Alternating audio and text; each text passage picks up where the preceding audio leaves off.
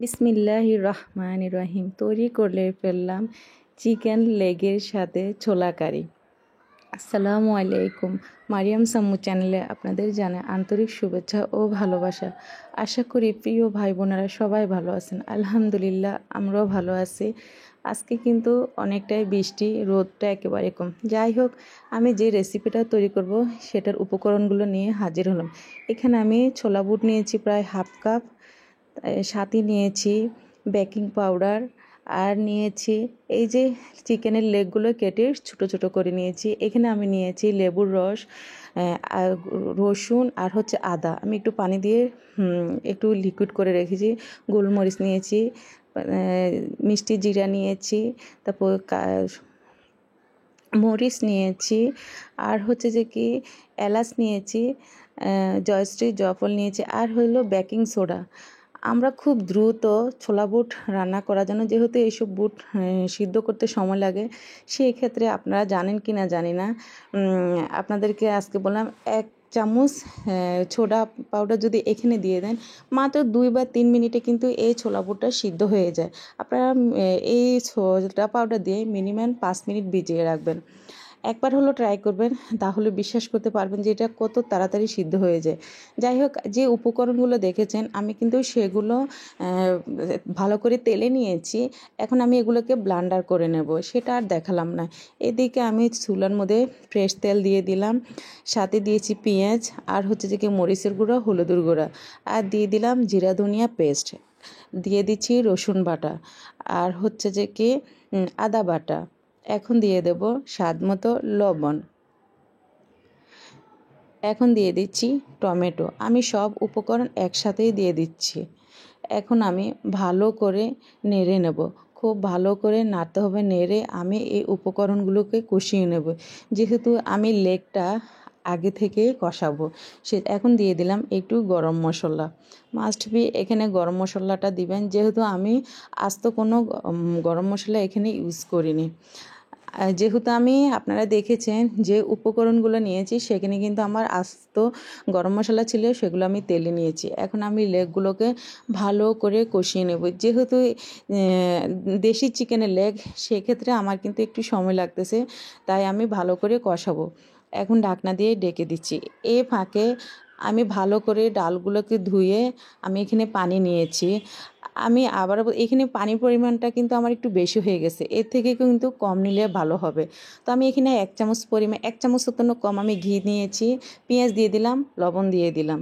এখন আমি খুব ভালো করে পাশের চুলায় সিদ্ধ দিয়েছি। এদিকে আমি 1 কাপ পরিমাণ পানি দিয়ে লেগগুলোকে ভালো করে আরও সিদ্ধ করে নেব। যেহেতু আমার দেশি মুরগির লেগ, সেক্ষেত্রে কিন্তু একটু সিদ্ধ হতে সময় লাগে।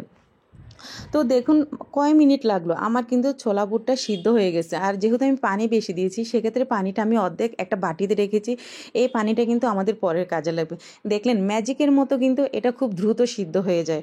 যদি আপনারা একবার ট্রাই করেন তাহলে বুঝতে পারবেন, খুব দ্রুত কিন্তু এই রেসিপিটা করা যায়।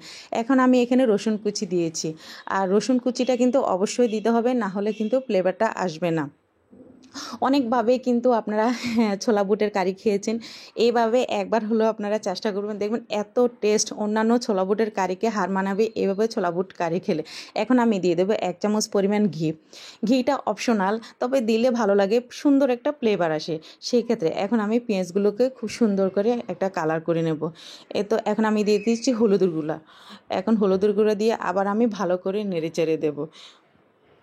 মোটামুটি আমার পেঁয়াজগুলো দেখতেছেন বাদামি কালার থেকেও একটু কিন্তু কালার হয়ে গেছে। এখন আমি সমস্ত উপকরণগুলোকে ঢেলে দিচ্ছি, ঢেলে আবার একটু আমি নেড়ে চেড়ে দেবো।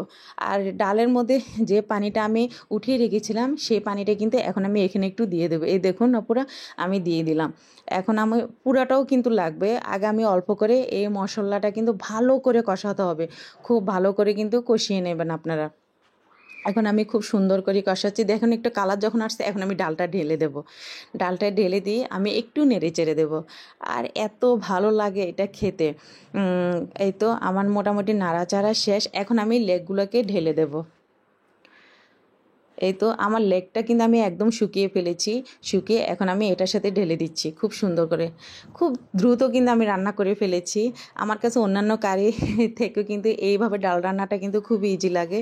যাই হোক, এই দেখুন কালারটা কতটা স্মেল এসেছে এবং দেখতে কতটা লোভনীয় হয়েছে। এই তো এখন আমি এখানের মধ্যে একটু ঢাকনা দিয়ে ঢেকে দেবো। যখন এটা বলক আসবে তখন আমি আস্ত কাঁচামরিচ দেবো।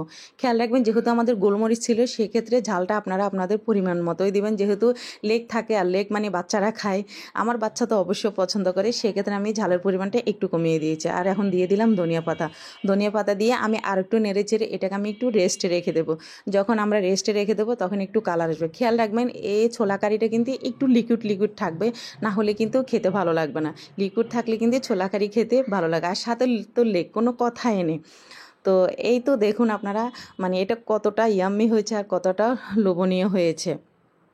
আমি খুব কাছে থেকে আপনাদের দেখাচ্ছি। যদি আপনারা তৈরি না করেন তাহলে বুঝতে পারবেন এটার মজাটা কতটা।